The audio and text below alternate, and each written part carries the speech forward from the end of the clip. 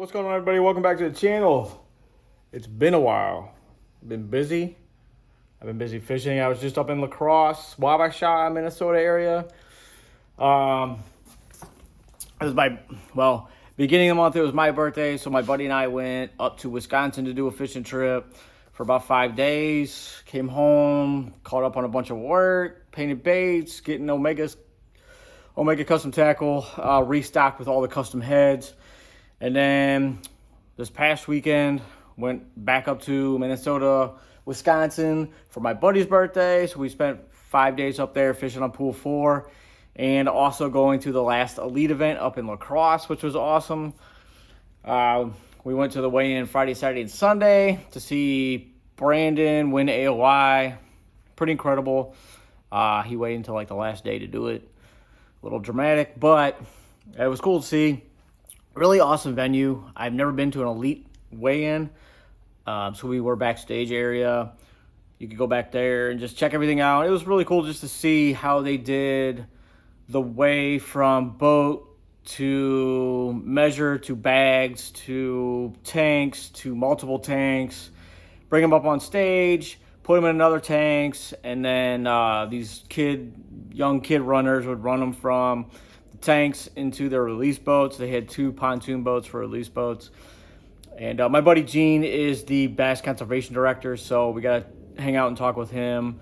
Just kind of ask some questions about their conservation and what they do and how they can improve fish.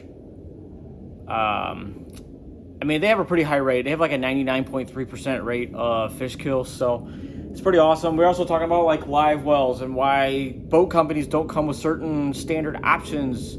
Instead, you can buy them as third-party options and install them on your boat, and just to make the live wells better and keeping fish alive a lot easier and longer. But when we were on Pool 4, it was pretty tough for a couple days. We got a ton of rain up there Saturday. It fished all day. It was lightning. Sunday, we got a little bit of rain in the morning. It was awesome. We fished some smallmouth and all that kind of stuff. Found kind of a pattern on largies, but I pretty much only used 2 rods and 2 baits, maybe 3 baits. We lost a lot of this one bait because of the toothy critters up there. The pike are loaded up in the grass and all that kind of stuff. So if you're throwing around pike, there really wasn't bass, but in some areas there was bass and pike. So this is what we're using. Let me see if I can shut my lids here. I'm getting everything organized for a tournament coming up. The first one is going to be my smallmouth combo. My buddy was throwing topwater, and I was just cruising bank throwing the spinnerbait. I was pretty much throwing this all day. The last couple days when we were smallmouth fishing, this is just my custom Omega ½ ounce Genesis TI. Paint's coming off, skirt's getting destroyed, blade, all that kind of stuff. It's probably caught over 100 smallies in the last, I'd say, 3 or 4 weeks. Still sharp hook, still ready to roll. I will probably not throw this during the tournament just because I want a fresh new bait. Since this one's already beat up and destroyed, I will probably take the components off this one and put it on a new spinnerbait that I will paint up just to save the components. But I am using on this one 12-pound Seaguar InvizX on the Kadon 713. This is on the Daiwa TD Ito. This is a TDZ that Mega Bass tricked out and made badass by Yuki Ito. This is a 6:3 to 1 gear ratio. I also have another spinnerbait combo in there as well for another spinner or smallie spinnerbait, the pink one. Putting them in the bait sacks just because it just keeps everything clean. 6:3 to 1 gear ratio. I got a ZPI handle and all that kind of stuff.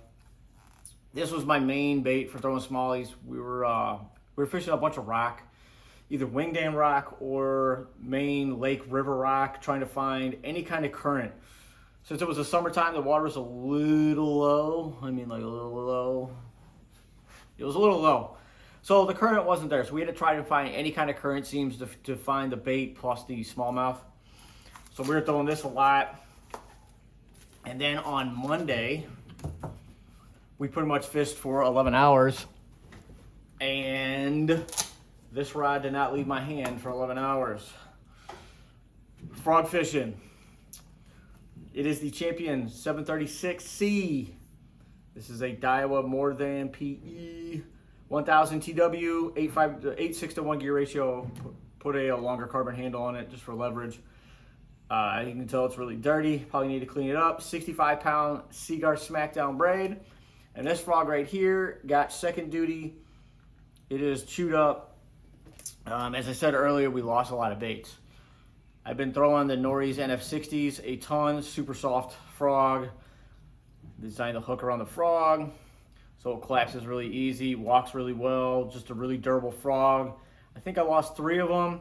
I think they retail for about 17 or 18 bucks, so that's 60 bucks. My buddy was throwing the Tekoma crackers, Meyer crackers, with the little blade rattle in the back. He lost 3 or 4 of them. I think we lost about $100 worth of frogs in 1 or 2 days. So I got to make another order for more frogs. So when I lost my second or third Nories frog, I picked up the Strike King Hack Perch just to see. I wanted to give it more time to see how it was. And Monday we probably caught, I don't know, 30 or 40 fish. A ton of them were over 3 pounds. It was a pretty incredible day. Just finding some backwater stuff. We found some areas loaded with fish. And then the bigger fish came on just individual current breaks in front of cover, behind cover, a little under duckweed or cut banks. This bait got destroyed by pike as well. As you can see, there's like teeth marks everywhere. It's chewed up. I'm probably gonna have to order another one. The tail really didn't get messed up. It walks really well. It's a little awkward casting. It needs to be slightly heavier. I don't know if this is a ½ ounce, but it needs to be like 5/8. Just to compensate for this heavier skirt on the back when it catches wind. But it did a great job as well. Durability, it's okay. It's pretty soft. It's not terribly stiff. So use this one just because I didn't want to lose another $18 frog. So this one did its job. And that's pretty much it. I threw this combo for 11 hours on Monday.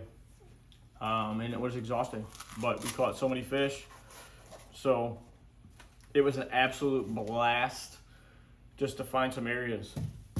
But those are it. It was great. Now I have some time off. I'm catching up on reels. I had 7 or 8 boxes of reels show up. A bunch of crankbaits and wake baits I got to paint up. So just trying to play catch up before I leave again to go head north for a charity tournament that I fished last year. So taking stuff out. A lot of stuff that I will not use, so I'm just lightening the load. I already know what I'm going to use up there, only a couple baits, so I'm just going to bring those. So smash it up, guys. I appreciate you. It's been a little bit. I took a little break from YouTubing, so it's starting to get busier again. I'm going to make some real videos and install videos and all that kind of stuff. So we'll talk to you guys later.